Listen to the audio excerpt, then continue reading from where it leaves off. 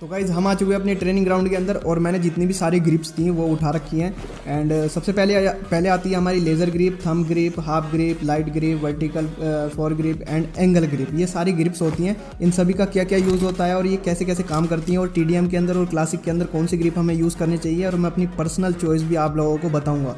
तो प्लीज़ ध्यान से देखना बिना स्किप किए हुए। अगर तुमने स्किप कर दिया तो भाई बहुत सारे पॉइंट जो है वो आप लोग मिस कर दोगे। तो भाई सबसे पहले चलते हैं हमारी लेज़र ग्रिप की तरफ। ठीक है, तो लेज़र ग्रिप का काम क्या होता है कि हमारी जो हिप फायर है ना उसके लिए सबसे ज़्यादा बेहतर ग्रिप है। इसके अंदर गोलियां जो हैं वो बहुत ज़्यादा मतलब चारों तरफ को फैलती नहीं है, बहुत कम स्प्रेड होती हैं। जैसे कि मैं दिखा देता हूँ, ये होती है हमारी हिप फायर जो कि बिना स्कोप खोले हम फाइट लेते हैं। ये होगी हमारी स्कोप की फाइट, ठीक है, और ये होगी हमारी हिप फायर। तो हम इसको TDM के अंदर यूज़ करते हैं जिससे कि ज़्यादा से ज़्यादा जो हेड हैं वो कनेक्ट हो पाएँ और गोली जो है वो इधर उधर ना ज़्यादा फैले। ठीक है, तो पहली ग्रिप के बारे में आप लोगों को समझ में आ गया होगा। एंड जो दूसरी ग्रिप है वो आती है थंब ग्रिप। तो थंब ग्रिप यूज़ की जाती है सबसे जल्दी स्कोप खोलने के लिए। इस ग्रिप का काम ये होता है कि ये सबसे जल्दी ओपन स्कोप जरूर से करती है। ठीक है, अब मैं मान लो कि यहाँ पर बंदा है और मैं अचानक से यहाँ से जा रहा हूँ, एकदम से स्कोप खुला और मैंने बंदे को मार दिया। तो अगर हम इस ग्रिप का यूज़ करेंगे तो ये सबसे जल्दी जो स्कोप को है ओपन करती है। एंड सेकंड ग्रिप की तरफ चलते हैं तो हमारी आ जाती है हाफ ग्रिप। तो जो हमारी हाफ ग्रिप होती है ना उसका काम होता है हमारा TDM के अंदर तो इतना नहीं होता, बट अगर आप लगाना चाहें तो लगा सकते हैं, लेकिन कोई सेंस नहीं बनता इसको TDM के अंदर लगाने का। तो ये वाली जो ग्रिप है हमारी यूज़ होती है क्लासिक के अंदर। एंड इसको दूर के स्प्रे देने के लिए यूज़ किया जाता है क्योंकि ये काफ़ी हद तक स्टेबल रह जाती है। बट इसका जो रेड डॉट वगैरह अगर हम इसे क्लोज में यूज़ करेंगे तो बहुत ज़्यादा हिलता है, जैसे कि देख सकते हैं। तो मतलब इसका काम क्या है कि अगर हमारे पास 6x या 3x है तो हम इसका यूज़ कर सकते हैं क्लासिक के अंदर। ये सारी ग्रिप्स का कॉम्बिनेशन होती है, मतलब जितनी भी ये ग्रिप्स होती हैं ये सभी का थोड़ा थोड़ा काम करती है। ठीक है, एंड थर्ड ग्रिप की आप तरफ आ जाते हैं जो कि लाइट ग्रिप, जो कि पर्सनली मेरी फेवरेट है। ठीक है, अब ये फेवरेट क्यों है वो भी मैं तुम्हें बता दूंगा। इस ग्रिप का काम होता है स्कोप को बहुत ही कम हिलाना, बहुत ही कम हिलता है, इसको लगा लेते हैं। तो मैं जैसे कि दिखा देता हूँ, ये लाइट ग्रिप का था एंड लगा के दिखाता हूँ हाफ ग्रिप। वीडियो को पीछे करके देख लेना कि कौन से में ज़्यादा स्कोप हिला था। तो जो हमारी लाइट ग्रिप होती है ना उसमें स्कोप बहुत ज़्यादा कम हिलता है। ठीक है, एंड हमारी जो आ जाती है वर्टिकल ग्रिप।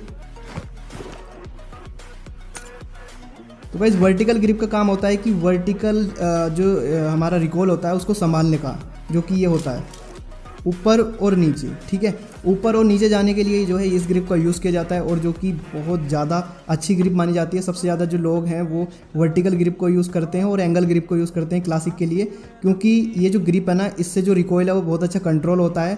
लेकिन इस ग्रिप का एक नुकसान है, नुकसान ये है कि ये लेफ़्ट और राइट को जो रिकॉल होता है ना उसको नहीं संभालती। मान लो देखो ये ग्रिप सिर्फ ऐसे ऐसे काम आती है, ना कि ऐसे ऐसे। ठीक है, तो इस ग्रिप का सिर्फ इतना ही काम था। एंड जो हमारी एंगल ग्रिप आती है उसका काम होता है हमारे लेफ़्ट और राइट को जो रिकॉल होता है ये वाला, उसको रोकने के लिए इस ग्रिप का यूज़ किया जाता है। अब मान लो कि जैसे कि मैं जायरोस्कोप का यूज़ करता हूँ। ठीक है, तो जायरोस्कोप को हम ऐसे ऐसे ही तो चलाते हैं ना, तो वो तो हम इजी रिकॉल अपना संभाल सकते हैं, लेकिन ऐसे ऐसे नहीं संभाल सकते। तो इसलिए इस ग्रिप का यूज़ किया जाता है और ये मेरी पर्सनल फेवरेट है, जो कि मैं जितने भी मेरे 6x के जीरो रिकॉइल के जितने भी ज़्यादा स्प्रे होते हैं वो मेरी इस ग्रिप के साथ ही होते हैं। देखो अगर गिरते ही मतलब ड्रॉप पे नहीं मिली तो अलग बात है, बट मैं कोशिश करता हूँ कि ये ग्रिप मेरे को जल्दी से जल्दी मिल जाए और मैं 4x 3x एंड 6x को जो है आसानी से चला पाऊँ। मतलब कहने का ये है कि इसको जो है स्प्रे के लिए यूज़ किया जाता है। अगर आप जायरोस्कोप प्लेयर हो तो एंगल ग्रिप जो है वो सबसे शानदार ग्रिप है। एंड मैं छोटी सी एक पॉइंट के साथ जो है सारी ग्रिप्स का जो है आपको अच्छे से बता देता हूँ। पहली आ रही थी हमारी लेज़र साइड जो कि हिप फायर के लिए यूज़ की जाती है और TDM के लिए।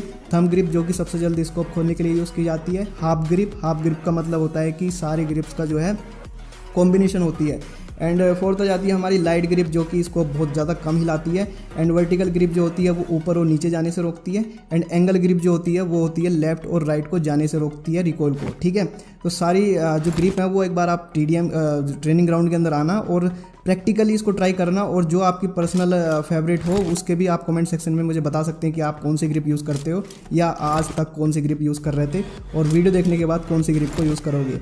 तो मैं बता देता हूँ क्लासिक के लिए कौन सी है और TDM के लिए कौन सी है। ठीक है, तो TDM के लिए आप लोगों को 2 ग्रिप का यूज़ करना चाहिए, लेज़र साइड का और लाइट ग्रिप का। इन दोनों का सीन क्या है कि अगर हम हिप फायर देंगे तो जो हमारी लेज़र साइड है उसकी जो गोलियां वो बहुत ज़्यादा कम स्प्रेड होंगी और हेड पर अच्छे से कनेक्ट हो पाएंगी, स्टेबल रहेंगी।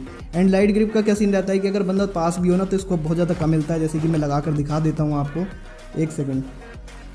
यहाँ पर ये मैंने लगा ली, ये देखो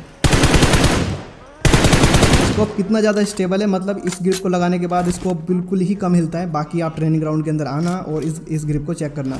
तो TDM के लिए मेरे जो है वो पर्सनल फेवरेट है लेज़र साइट एंड जो लाइट ग्रिप है वो, एंड बाकी जितनी भी सारे ग्रिप्स हैं वो हमारी यूज़ होती हैं क्लासिक के अंदर यूज़ कर सकते हैं। और हाँ, अगर आपको बहुत जल्दी स्कोप खोलने की आदत है ऐसे करके, ठीक है, तो आप जो है हाफ ग्रिप का भी यूज़ कर सकते हैं, थंब ग्रिप का यूज़ कर सकते हैं। अगर आप TDM खेलते हैं और जल्दी जल्दी स्कोप खोलने का आपका काम है तो आप थंब ग्रिप का यूज़ जो है वो कर सकते हैं, क्योंकि उससे स्कोप जो है बहुत जल्दी खुलता है।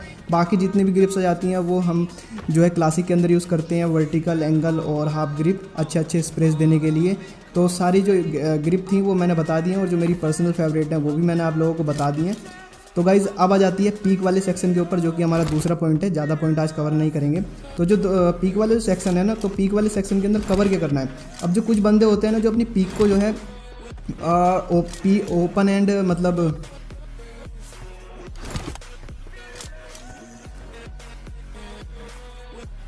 तो भाई जो कुछ बंदे होते हैं ना वो अपनी पीक को जो है पीक एंड ओपन स्कोप पर रखते हैं, जिससे कि हमारी जो मूवमेंट है वो बहुत ज़्यादा स्लो हो जाती है। अब जैसे कि मेरी देखो ये है, मैं पीक कर रहा हूँ लेकिन मेरा स्कोप नहीं खुल रहा। मैं एक 4 फिंगर प्लेयर हूँ, तो मैं अपनी जो पीक वाला है वो अलग रखता हूँ, ठीक है, और स्कोप को अलग खोलता हूँ। ये देखो मैं स्कोप अलग खोलता हूँ और ये मेरी पीक जो है ऐसे रहती है। लेकिन कुछ बंदे क्या करके रखते हैं, मैं सेटिंग में जाकर आप लोगों को दिखा देता हूँ।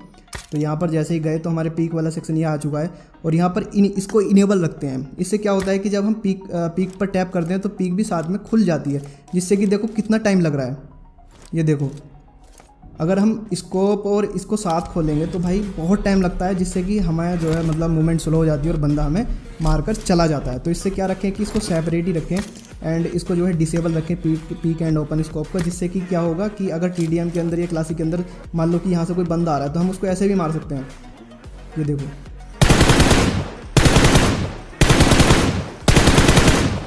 इतना ज़्यादा एक्सपोज भी नहीं कर रहे और बंदे को भी आसानी से मार रहे हैं, और मैं स्कोप भी बहुत जल्दी खोल सकता हूँ अगर ये मेरा जो ऑप्शन है अगर मेरा डिसेबल है तो। ये देखो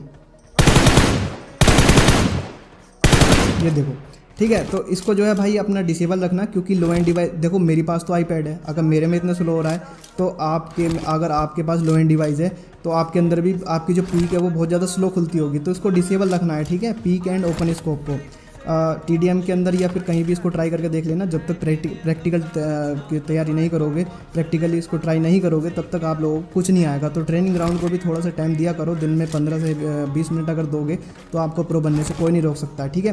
तो पीक के अंदर कुछ ज़्यादा बताना नहीं था, बस ये था। और थोड़ा सा और बता देता हूँ कि हम TDM के अंदर क्या करते हैं कि यहाँ कर बंदा मार दिया पीक खोल के, ठीक है। अब देख रहे हो कि मेरी जो बॉडी है वो आधे से ज़्यादा एक्सपोज हो रही है। बंदा अगर इसको खोल के मारेगा तो मुझे मार ही सकता है, ठीक है। तो मतलब अगर आपको इतना ज़्यादा एक्सपोज करवाना ही है तो भाई पीक खोलनी क्यों है, सीधा बाहर आओ और इसको खोल के मार दो। तो पीक का काम ये नहीं होता, पीक का मतलब होता है ये इतना सा, ठीक है। बस अपना हेड विजिबल करवाओ और सिर्फ इतना ही, जो कि अगला वाला बंदा तुम्हें आसानी से ना मार सके और पहले ही तुम उसको इजी मार सको, ठीक है। तो पीक हमेशा इतनी सी ही लेनी है। देखो मेरा बिल्कुल भी नहीं दिख रहा, मैं दिख रहा हूँ बाहर से बिल्कुल भी नहीं दिख रहा। तो जो पीक है वो बाहर आकर मत लेना। कुछ बंदे ऐसे लेते हैं पीक यहाँ आकर, तो इसका पीक का मतलब क्या रहेगा। पीक मतलब तुम किसी को दिखाने के लिए थोड़ी ना कर रहे हो भाई, जीतने के लिए कर रहे हो। अपने शरीर को कम से कम एक्सपोज कराने की कोशिश करो ना। तो मतलब इतनी बाहर आके पीक लेने का मतलब ही क्या बनता है। तो पीक को हमेशा बहुत छोटी सी बारीक सी ऐसे पीक लेनी चाहिए, जिससे कि अगले वाले बंदे को जो है आप अच्छे से किल कर पाओ, ठीक है। तो गाइज़ ये 2 पॉइंट थे आज, और मैंने बहुत अच्छे से कवर किए, सारी चीज़ों को अच्छे से बताया। एंड गाइज़ अपनी राय ज़रूर बताना कमेंट सेक्शन में कि अगली वीडियो किस टॉपिक के ऊपर चाहिए। बाकी मैं धीरे धीरे कवर कर ही रहा हूँ, एंड सेंसिटिविटी, जायरोस्कोप, ये सारी चीज़ों की कवर होगी। आज तीसरी वीडियो थी, जिसने 2 वीडियो नहीं देखी वो जाकर पीछे देख सकते हैं। एंड गाइज़ वीडियो कैसी लगी, वीडियो अच्छी लगी तो वीडियो को लाइक एंड चैनल को सब्सक्राइब जरूर से कर देना। तो मिलते हैं ऐसी इंटरेस्टिंग वीडियो के साथ, तब तक के लिए bye bye, love you all.